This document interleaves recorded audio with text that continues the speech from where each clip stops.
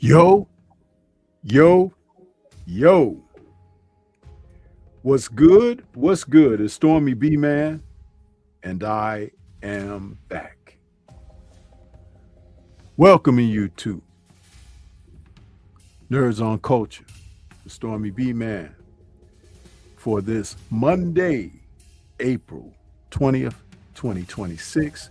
This is number 160 in the series of Nerds as we circle right on back to the subject of the Avengers, Marvel's The Avengers, as we come tonight talking about favorite Avengers film.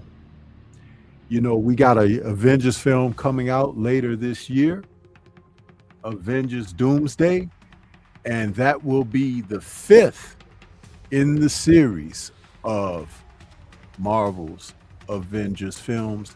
And we're going to talk about the first 4 and decide.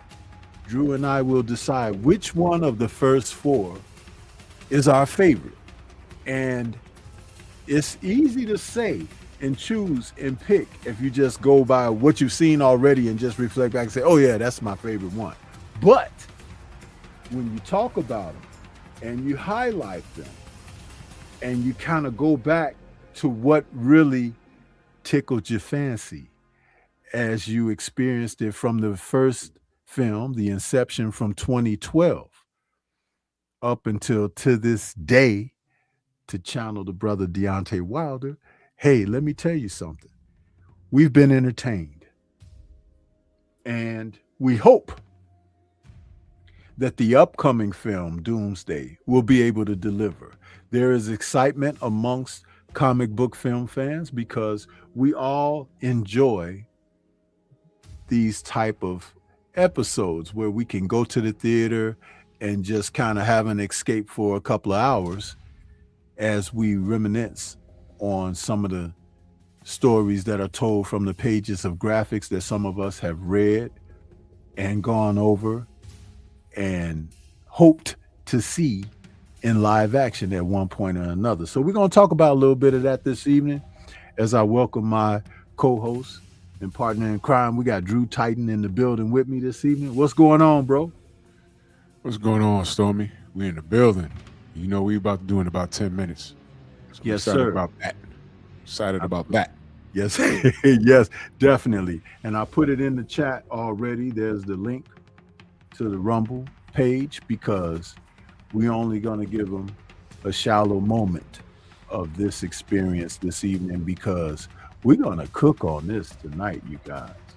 We're going to cook, and we invite you to take part with plenty of comments and support as you take the power that you have, the voting power, to support and follow us as we increase what we do on this show. Because I'm going to tell you something.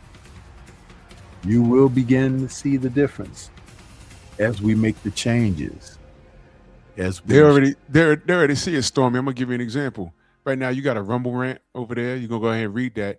I notice we got 15 eyes on us on Rumble and only 6 in YouTube. So shout out to Rumble for sharing content and putting us in the algorithm as per our hard work. And shout out to Miguel for costing YouTube millions of dollars. Yes, sir. And EJ is over there with the Rumble ramp. He said that's Noids on culture, intro beat slap, and a phenomenal topic to get into for Nerds on Culture. Heavyweight. Yes, sir. Appreciate you, EJ. One of the strongest supporters of the LDBC, and for each and every one of us as individual content creators. We really love this brother here because from sun up to sunset, he's there for us all. I've seen him. I've experienced it. I've witnessed him giving the same support through everyone, and we love people like that because that's what it's all about. That's the type of person and individual that we do what we do for, because someone who has that same type of passion for what we do. We will start off talking about the first film in the franchise, but as we welcome everybody that's coming into the building over on Rumble, we're going to acknowledge who we got in the building. Brother Drew Titan doing double duty is out there in the chat as well. Got EJ out there, Universal Truth. Stephen L. the Mac in the building, another superiorly strong, staunch supporter of the movement. Appreciate that, brother. Hen Dog is out there. Who else we got? We got Legendary is out there. I don't know which Legendary that is because you know they switch the names up on you sometimes when you move over to Rumble. But appreciate that. And over here in the Y2 chat, we got Lewis Hinton out there first and foremost. And Drew is in again with all the channels. And EJ is out there. Lone Star Steph in the building. What's good? Jimmy Bernard is in the building. We appreciate each and every one of you guys, you know. And you're in for a treat tonight because, again, if you are a fan of the Avengers, you know, put a 1 in the chat. Shout out to Champ Side. If you are a fan of the Avengers films, and we don't want you to start expressing which one is your favorite just yet, because we got to save that for when we start getting into the nitty and the gritty of it all. But Justin Cash has popped in the building. What's good? What's good? Young Deezy is out there. That's the resident stat man. Young Deezy, he be coming in. That brother, when we get stumped on something, Young Deezy could come in and be like, "Oh, this the answer to that right there. Oh, this was that date. This was that movie." And that brother there, we really appreciate you, Young Deezy. Yes, sir. When you show up, man, you keep us lined up, man. Keep us looking real sharp. Yeah.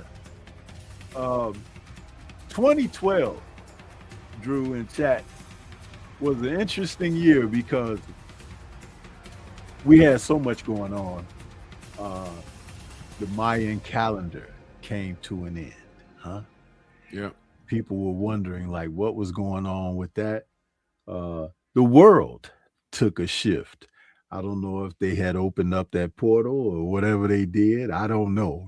Conspiracy theorists say a lot of things, but a little film that became a big deal,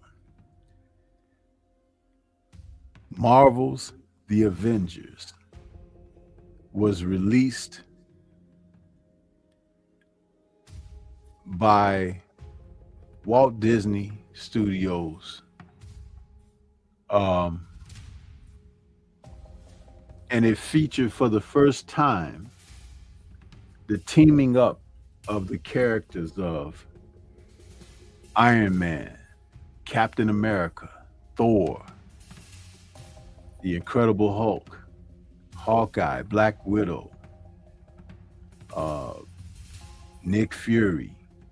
All of these characters that we had seen at one point or another in individual films that became somewhat crossovers with what they would call end credit sequences and the sort, to let you know that it was a unified universe with these characters and stories that were being told individually.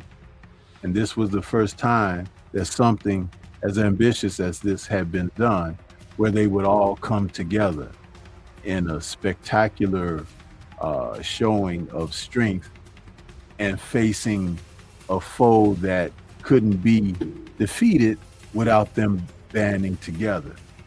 Your thoughts on that concept, Drew, before we make our move? I didn't see it coming, but it was well planned. And once I figured out what they were doing the whole time, you know, there was a part of me saying they can't pull this off. I mean, people ain't gonna love superhero movies like I love them. They can't pull this off. They can't pull this off. And after the first Iron Man movie, I said, I think they could pull this off. Then after the Incredible Hulk movie, I said, I think they could pull this off. And then the first Avenger movie, once you saw that, Captain America, the first Avenger, I said, they're gonna pull this off. Then the first Thor movie, I said, holy smokes, they're gonna pull this off. They had the Black Widow show up in the Iron Man movie, and you know, the Hawkeye. I said, yo, they're gonna pull this off. And man, Stormy, they pulled it off. That first Avengers movie, man, I told you, when it was released, I went to go see it. Me and my buddies went to go see it, and we were amazed, especially the very, very end. Right? And I was so amazed that the next day, but when I left the theater, I bought seats. And I brought my dad the next day, because the Hulk is his favorite comic book character. I brought my dad the next day.